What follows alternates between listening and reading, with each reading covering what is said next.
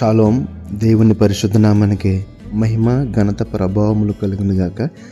మన ప్రభువును రక్షకుడైన యేసుక్రీస్తు యెహోవా మెస్సియా నామంలో యెహోవా మెస్సియా ఆత్మీయ కుటుంబ సభ్యులందరికీ నా హృదయపూర్వక వందనాలు, ఉదయకాలపు శుభాలు తెలియజేస్తున్నాను. మొదటి రాజుల గ్రంథము 3వ అధ్యాయము 12వ వచనం చదువుతున్నాను. మొదటి రాజుల గ్రంథము 3వ అధ్యాయము 12వ వచనం.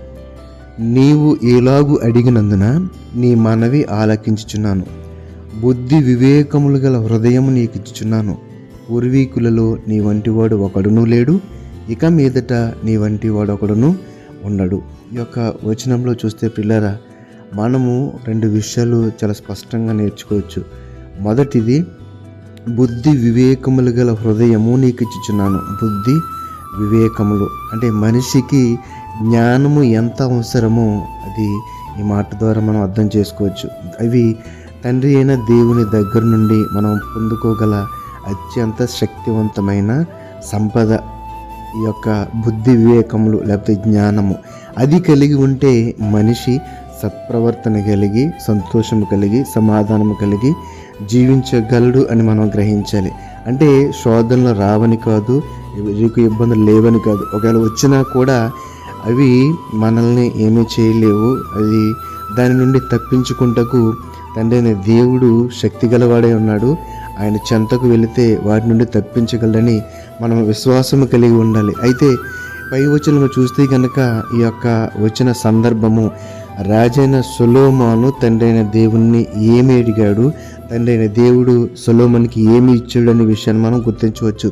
నీవు ఇలాగూ అడిగినందున నీ మనవి ఆలకించున్నాను అనగా తండ్రి అయిన దేవుని సందులో మనము వేటిని అడగాలో వేటిని అడగకూడదో, మనం ప్రార్థన ఎలా చేయాలో మనము గమనించుకుంటూ ఎలాగ తండ్రి సందులో విజ్ఞాపన చేయాలో ఈ మాటల ద్వారా మనం గ్రహించవచ్చు. ఇక్కడ చూస్తే పిల్లరా, ఆయన ఏమడిగాడు, ఏమిచ్చాడు మనం చూసాం కదండి. బుద్ధి వివేకముల గల హృదయాన్ని ఇచ్చాడు. అయితే ఏమడిగాడు రాజైన సొలొమోను తండ్రిని ఏమడిగాడని చూస్తే ఆ యొక్క 2వ రాజుల గ్రంథంలోనే 3వ అధ్యాయం 11వ వచనం అనగా మొదటి వచనానికి పై వచనం చూస్తే కనుక, దేవుడు అతనికి ఇలాగ సెలవిచ్చాను, దీర్ఘాయువునైనను ఐశ్వర్యమునైనను నీ శత్రువుల ప్రాణమునైనను అడుగక న్యాయములను గ్రహించుటకు వివేకము అనుగ్రహించమని నీవు అడిగితివి. ఏంటండి, న్యాయములను గ్రహించుటకు వివేకం అనుగ్రహించమని నీవు అడిగితివి. ఏమడగాడంటే సొలొమోను ఏమడిగాడు? న్యాయములను గ్రహించుటకు వివేకం అనుగ్రహించి అడిగాడు. ఏమడగలేదు. ఈ లోకంలో మనుషులు వేటిని ఆశపడతారో, మనిషి దేవుడి దగ్గర నుంచి ఏమి ఆశపడతాడో అవి అడగలేదు. ఏంటవి? దీర్ఘాయువుని అడగలేదు, ఐశ్వర్యం అడగలేదు, శత్రువుల ప్రాణం అడగలేదు. మరి ఏమడిగాడండి? న్యాయము గ్రహించుటకు కావలసిన వివేకము అనుగ్రహించు జ్ఞానమని మనం అడిగాడు. తండ్రి అయినా దేవుని సొలొమోను జ్ఞానమని మాత్రం ఇమ్మని అడిగాడు. ఈ రాజ్యాన్ని అలా పరిపాలించని అడిగాడు. దీర్ఘ అడగలేదు, నైనా నాకు చావు ఉండకూడదు, నేను ఎప్పుడు బ్రతికొని అడగలేదు. అయితే ఐశ్వర్యం అడగలేదు. కాబట్టి మనం ఏం అడుగుతామండి? మనిషిగా ఒక నైజం ఉంటుంది, దేవుని దగ్గర నుంచి మనం ఆశించేది దీవెనలు మేలులే. ఆ దీవెనలు మేలుకి ఇవన్నీ వస్తాయి కదా. అయినా నా చక్కని ఆరోగ్యం నెయ్యి, నన్ను బ్రతకాల్సిన సంపద నెయ్యి, ఉద్యోగం నెయ్యి, కారు నెయ్యి, ఆస్తిని అవి ఇవి అని అడుగుతాం తప్ప. మరి ఇక్కడ సొలొమోను అడిగినట్లుగా అంటే దేవుని చిత్తము చొప్పున జీవించాలంటే అది జ్ఞానం అవసరము. ఇక్కడ సొలొమోను అదే అడిగాడు. తండ్రి అయిన దేవుని యొక్క చిత్తమునకు లోబడి ఆయన ఇష్టపడేదాన్ని అడిగాడు ఆయన. అయితే మరి తండ్రి సొలొమోనుకి ఏమి ఇచ్చాడని చూస్తే కనుక ఇక్కడ చూసాం కదండి, బుద్ధి వివేకముల గల హృదయం ఇచ్చున్నాను.